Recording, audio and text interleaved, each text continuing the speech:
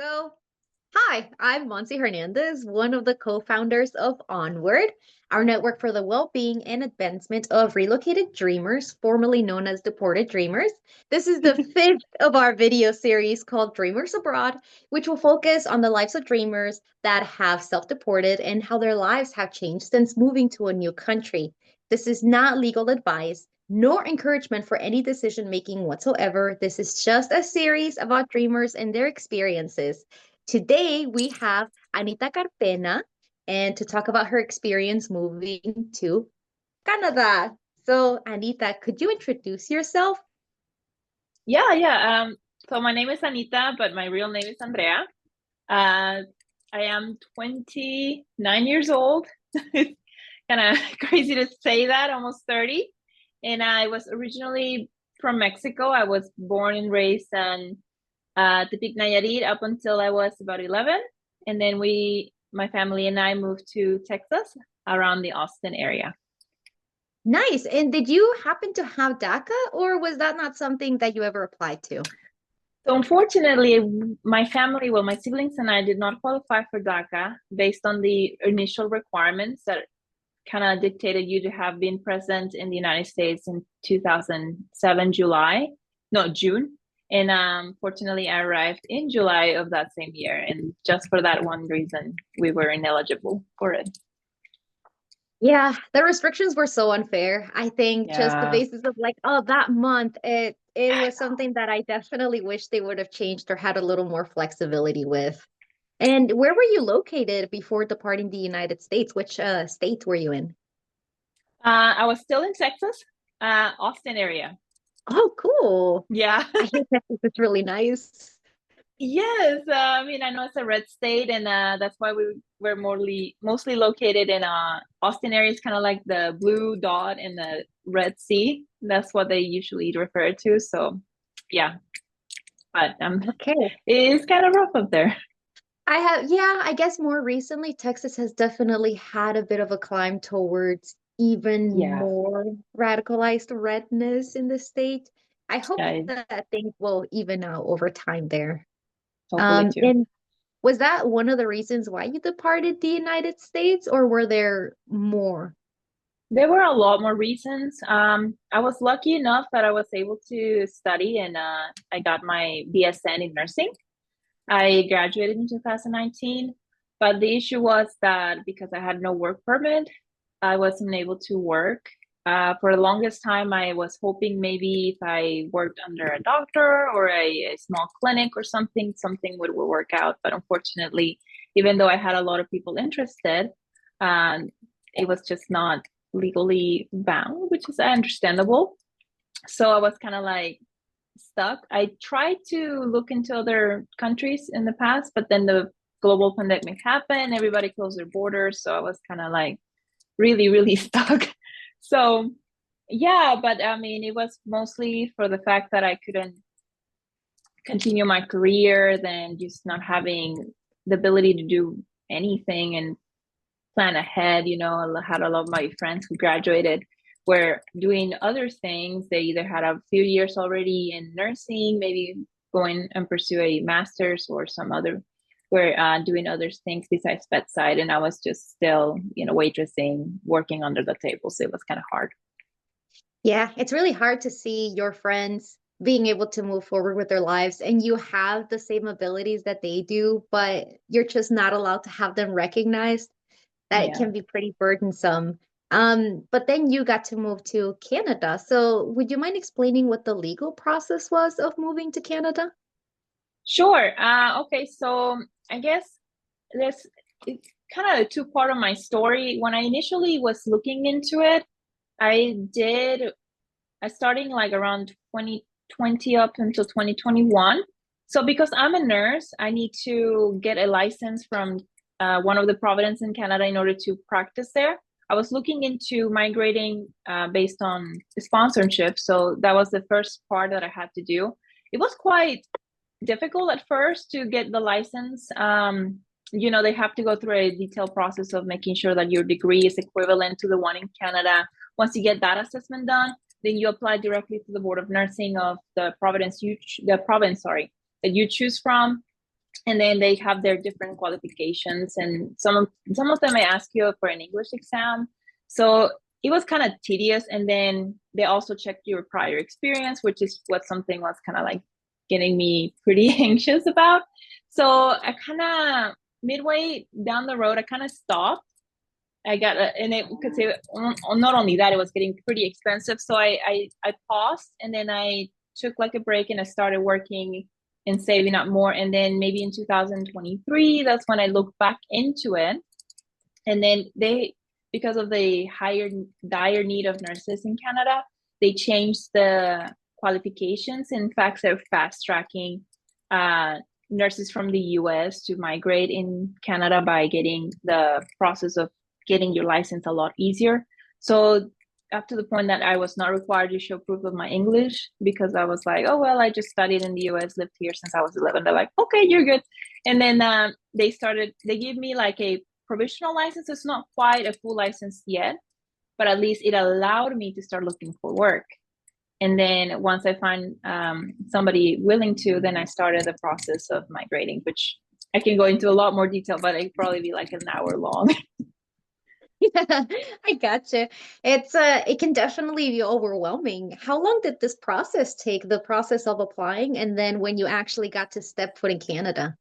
So if I take into consideration the time it took me to get my license, I would say from the summer of 2023 until February of 2024.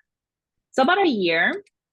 But honestly, the process that took the longest was just getting that licensure and the assessment done. That was it. And then finding work was pretty quick for me.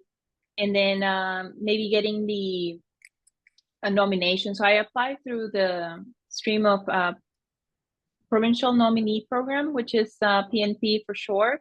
It's one of the ways that you can migrate to Canada. So I applied. It took maybe about a month or and a half for the province to process my application, and then I had to go to Mexico because I had to do my biometrics. Since I had no legal status, it was not advised by my lawyers to do it in the US. So I went back, and I probably stayed maybe a couple of weeks, and then I went ahead once I got my work permit, and I went directly to Canada. Yeah. Ooh, so it's February 2024. You arrive in Canada, and you arrived on your own. You didn't have any family waiting for you when you arrived there. What was your initial experience in this new country?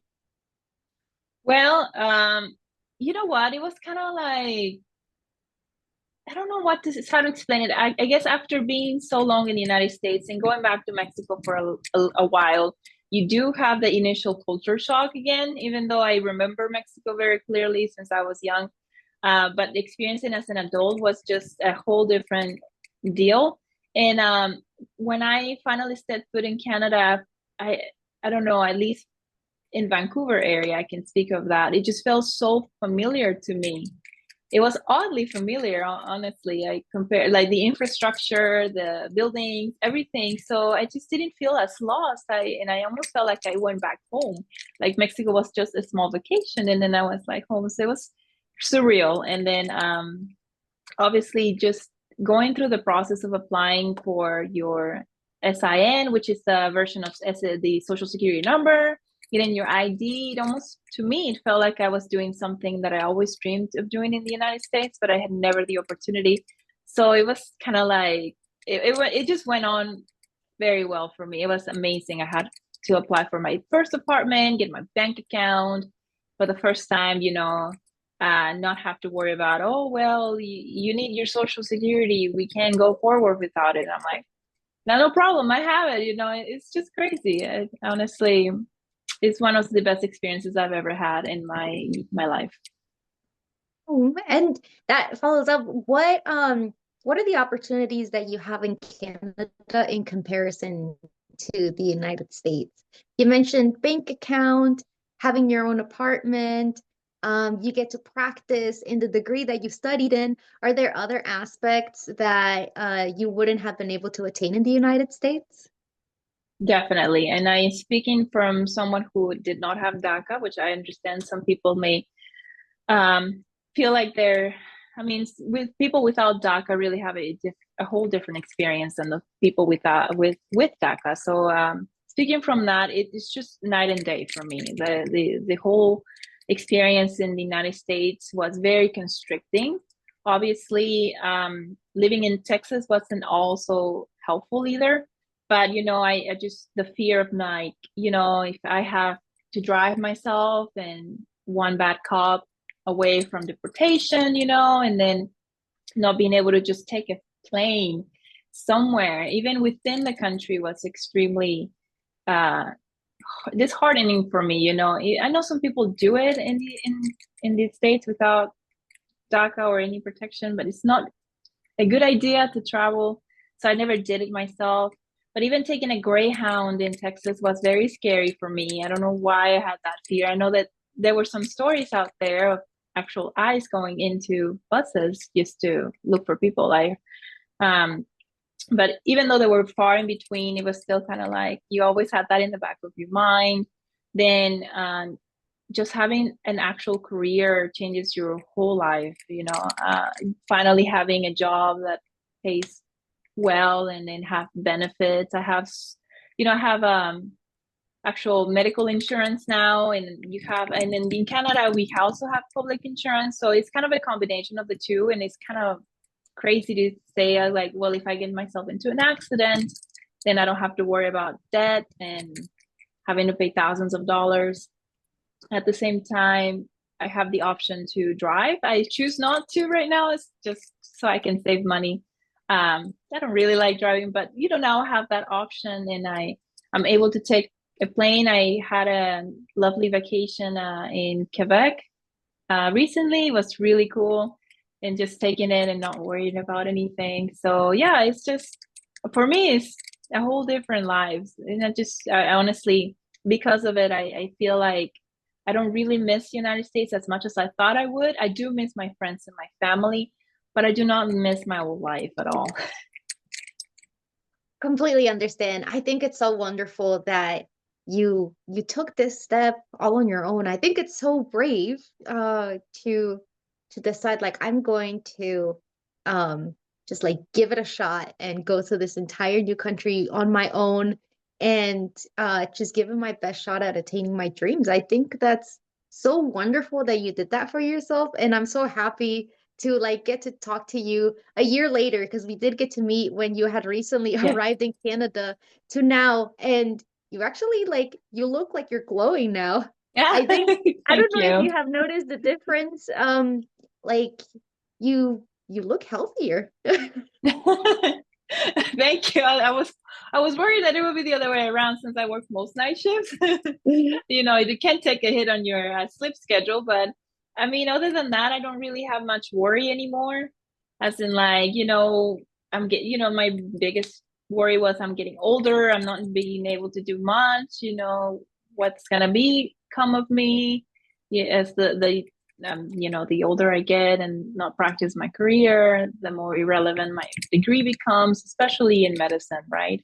Medicine is always changing. So it's very important to be able to work right away as fast as possible. So right now I have the option to continue and even further that. So it's something like that's finally lifted off my shoulders. And yeah, I do feel lighter, I would say. And I do want to touch a little bit on it sounds like it has been mainly a very positive experience for you, which I am deeply thankful for because I know that a lot of dreamers struggle a lot when they first arrive to a new country. So I do want to touch on the difficulties that you have experienced since moving. What are some of the problems that you have had to overcome during this process of moving to Canada? Very good question. I mean, my process has been extremely smooth, but I know it's one thing I'll say, I'm very lucky that Canada really needs nurses and is sending a lot of resources for nurses to move. They're trying to do anything and everything that they can, especially the BC, in order to make the process of migrating as easy and painless as possible. I've been greatly benefiting of that. Um, I guess it's just challenging navigating a place that maybe you don't really know. Obviously, I guess on the, I mean, if we talking technically right now with the recent changes in immigration and how Canada is kind of tightening things, it has affected me in a way that my permanent residency has been on hold a lot longer than I expected, but that's okay. I mean, I waited 17 years in the United States. I can wait another one. But, on that regard, it's just like I'm so close to that final step of just finally settling, just getting that permanent residency, and that finally, like, I can just set my roots down here. But just recently, because of all the changes, it's become a little more harder. And longer. But other than that, uh, not much really, I would say.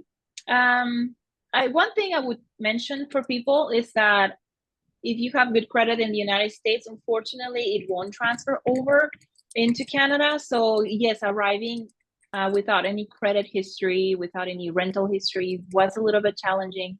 I did get lucky. I met a wonderful woman who showed me this apartment, and she was very familiar with the whole dreamer because her daughters were almost dreamers, and she migrated to Canada for the same reason that they were not having the opportunity. So she helped. She really vouched for me in order to get this place. But other than that, yeah, it can be a little hard without any ties like that. So that's another thing. Other than that, uh, just maybe the holidays, not having your family around. That was kind of difficult. It was the first time in years and I have not been with my family for the holidays, especially with my mom and my siblings. So it was kind of like one of those days when it kind of reminds you like, oh well, yeah, you moved away, and because of the situation you can't just easily go and visit. But hopefully once they move back things will be better. Other than that, I guess just having to rebuild your life, right? No friends. I do have some family members. They're my aunt and my uncle, and they do live in a closer city. But sometimes because of my work, it's kind of hard. But other than that, I mean, yeah, it's just having to start all over. And so I know some people have already so much down in the United States, so it's kind of hard. It really is hard to just do it all over again. But if you're willing to do it, I mean, just I just say, yeah, just go for it and see how it goes. And so far, yeah, I've met a friend. We meet every now and then, and I get along with my coworkers. So far, it's been great. Awesome. And what advice would you give to undocumented, stateless, or DACA people that are considering self-deportation to Canada? Canada, okay. Well, very good topic because with Canada now things have changed quite a lot on their immigration and they're still changing. I know that in some careers, there's lots of competition. So it really depends on your career opportunities that you may have in Canada. Do your research. If you're in medicine, you're welcome. No questions asked, just come. Canada needs nurses, doctors, anybody in the healthcare is very important.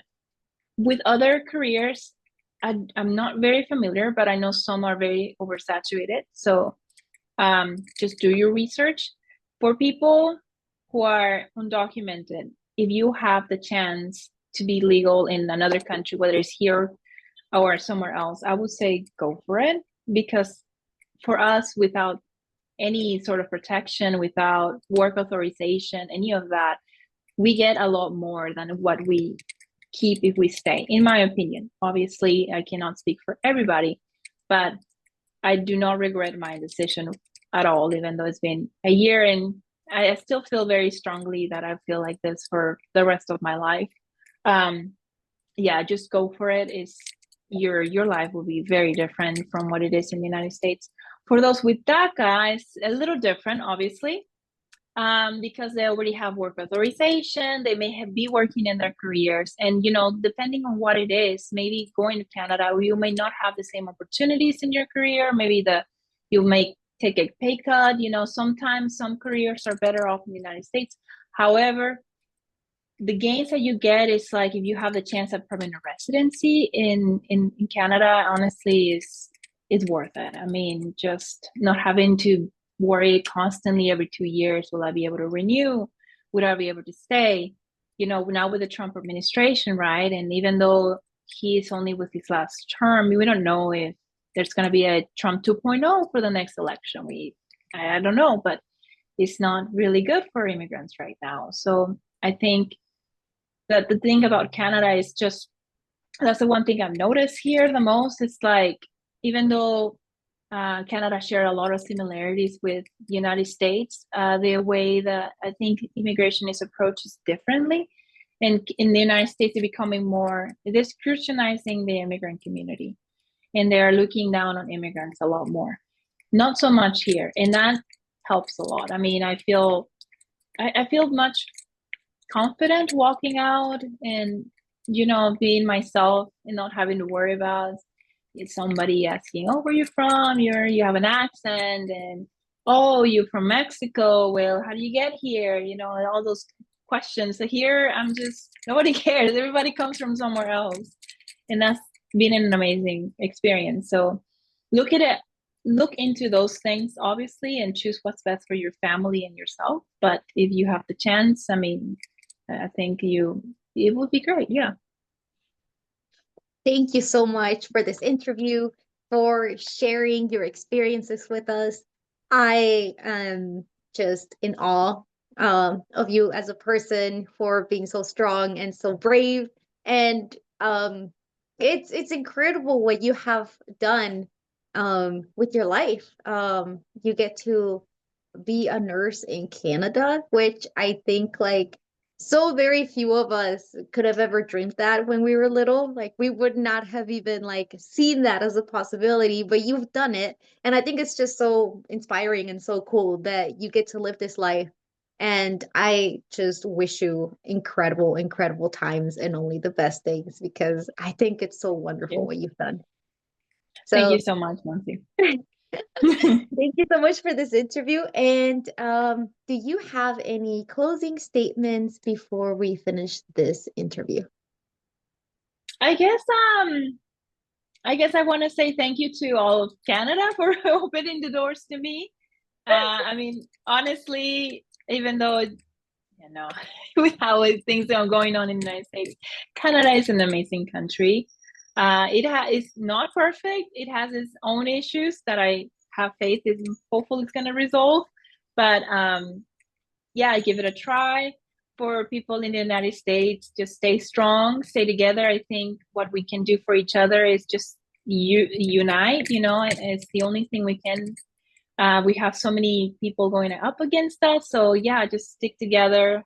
Don't lose hope, even though it's really hard right now. But yeah, just we're gonna be here for each other, basically. That's very true, and I 100% agree. And thank you to Canada for everything that they're doing, because I am rooting for Canada from over here in Germany. I think it's so excellent. Yeah, buy Canadian. If you can, buy Canadian. I'm even buying Canadian over here in Germany. So Yay! Canada. Thank you so much for this interview, Anita. I hope you have an excellent rest of your day. And to everyone watching, I hope you will tune in for our next interview, which will hopefully be based in Spain. So thank you so much, everyone. Take care. Bye. Thank you.